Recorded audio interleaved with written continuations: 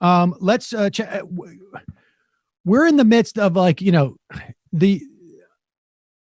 the weirdness is just layered on the weirdness, and it's going to get more and more bizarre as this thing goes on. And we'll talk more about this with Ben, but the long story short is the Trump administration now seems hell-bent in coming up with a series of excuses and laying the predicate for blame to be shifted off of the Trump administration. So, and that is both on a medical and an economic, I guess, tracks, if you will. From the medical one, it is been to blame China and to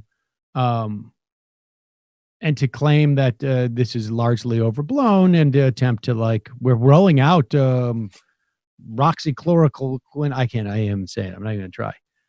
Which, of course, the FDA, apparently, there's a new story out saying that they relaxed their standards so much that they have gotten subpar quality and sent it around the country.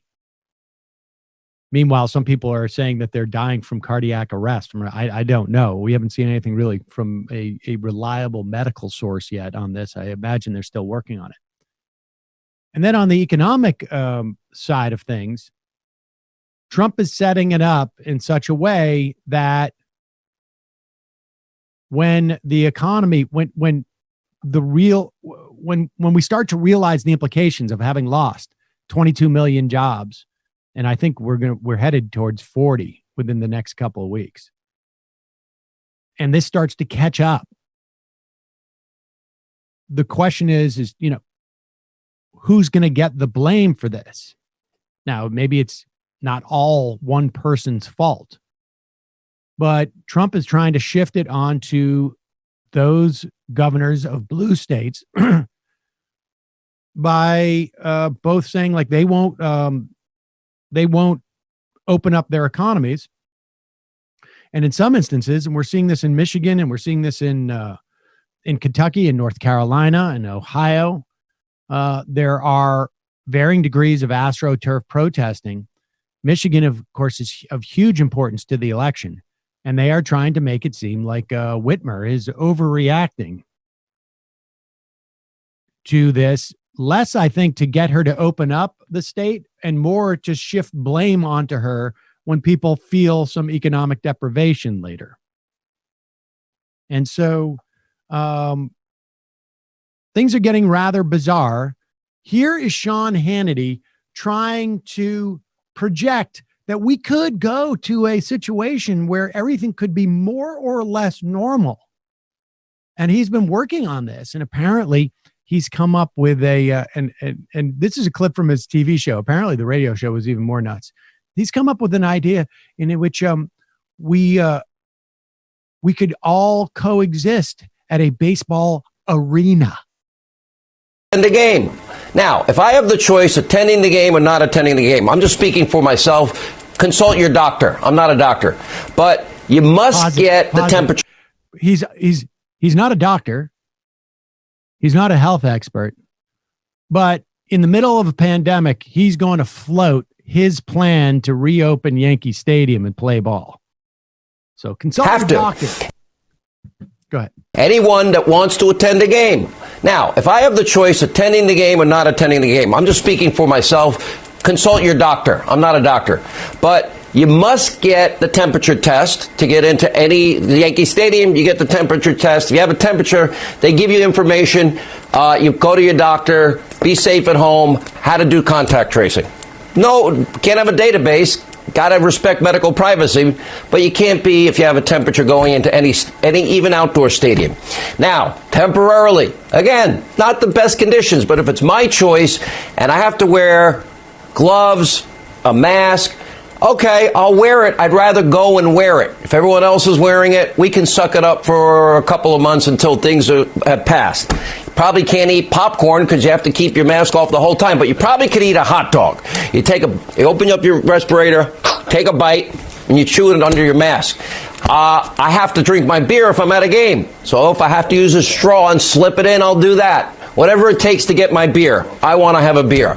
Everyone's got to make their own decision. What is your appetite for any risk? You get in a car, it's risk. You're going to have to decide, consult with your own doctor. I would rather have my temperature taken, drink beer from a straw, eat a hot dog by going like this and chewing it in a mass and not go at all. That's my decision. You make yours. Now, I'm pro-choice. I know this is not ideal, but if it's about saving the lives, especially of other people more vulnerable, and getting our economy back up and running full speed as quickly as possible, I'll suck it up. And I think a lot of New Yorkers would suck it up and want to go to the game, wear the mask and gloves, and maybe the Yankees and the Giants and Jets and Mets can make their own mask and hand them out as you go in with their emblems on it. I don't know, just an idea. Now, I have a question about this clip.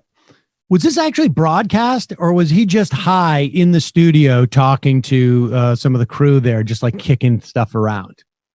Do we know? This was live. This was actually, he broadcast this out to people. Yeah, this was at 9:24 last night. So I'm going to just apply, let's say, 60 seconds of thought to this.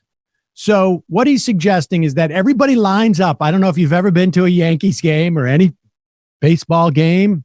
Apparently he referred to it as a baseball arena on his, because he's got to have his beer. Well, second, but so imagine everybody is jam-packed in, waiting to get in line, or they're in line and they're going to go through the ticket thing. But of course, the ticket guy is going to have a thermometer.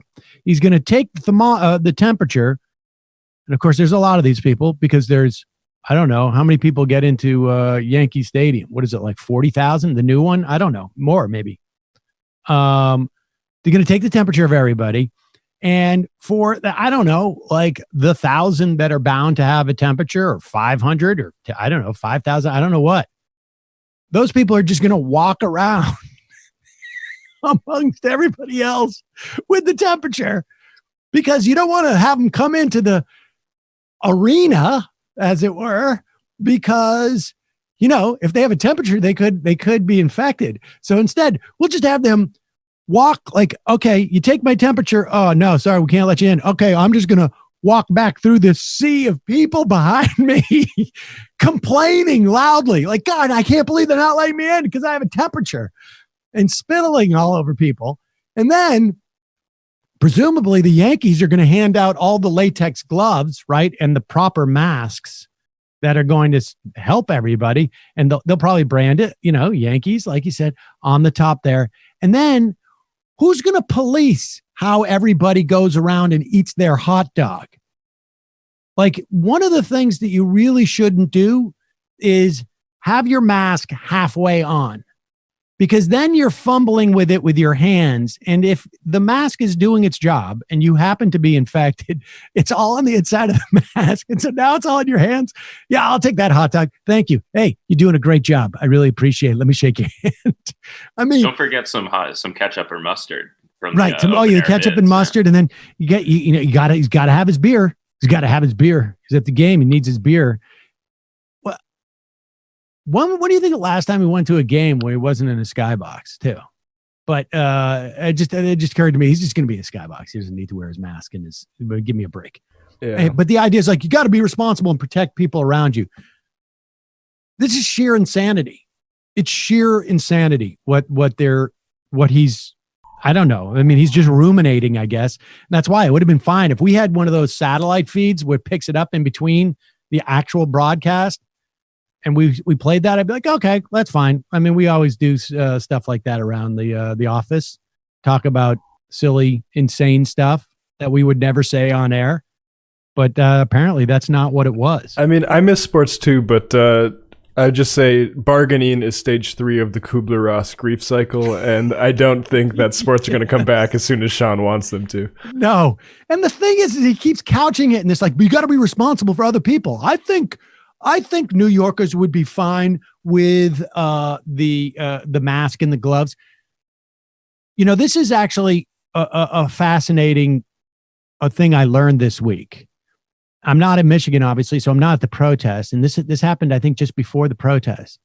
But I did a podcast for Politicon. They do they have their own podcast now, and it was something to the effect of like the name of the podcast, and people should check it out by all means.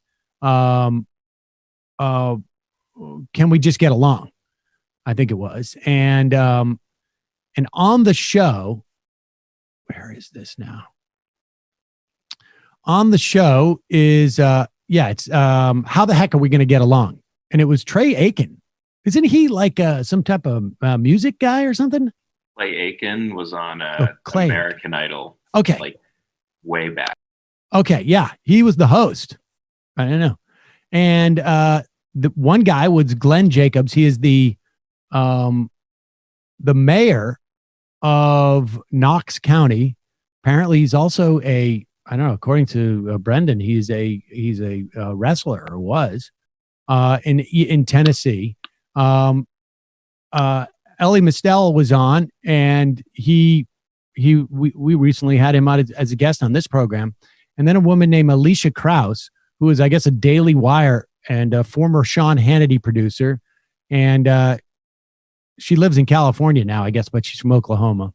She's Noki, and the guy from Tennessee says, we started like, what's the big story this week? And the guy from Tennessee just starts saying that, like, well, everybody's talking about the abridgment of our First Amendment rights.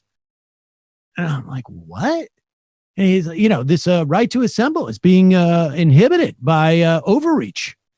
And I just, the idea that is part of the story, that this guy perceives that as the main story that's going on, I think just shows the level of, I don't even know if you would call it the dislocation, and I don't even think it's necessarily polarization.